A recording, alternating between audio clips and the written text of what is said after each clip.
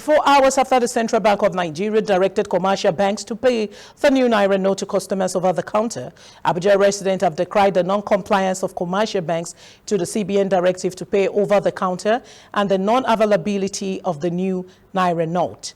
In an interview section with some Abuja residents, our correspondent Funke Adebayo observed that customers in large numbers were cited at different banks trying to gain access to the banks or access the automated teller machines, ATMs, while some complained that the banks paying over the counter paid below the withdrawal limit directed by the CBN. Others said banks have refused to upload the ATMs with cash and also refused to pay over the counter. They lamented that the new Naira note policy has brought hardship to Nigerians, as many do not have cash to pay for common commodities purchased, leaving everyone stranded.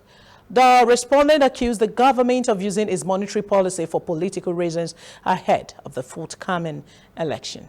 Seen videos where these same politicians will go for their campaigns and using the same new note, not even old note. So where are they having it from? So I think there's a business on the ground between the politicians and bank managers. We are calling CBN governor and the president to do something about it. Thank you. No. And unfortunately, I can't pay them. People are working for you. You are supposed to pay 100 plus, and ATM is giving you 2,000 or 5,000. Will that one even take me to my house? What about the food I'm going to eat? So it's quite unfortunate that things are happening like this within the country. It's quite unfortunate. I think paying through the counter will solve this issue, because like now, look at the ATM. We have been here since morning. They said even now there is no assurance that we are going to get this money, because they say until the bullion van enters before we get. So we are just queuing with our hope.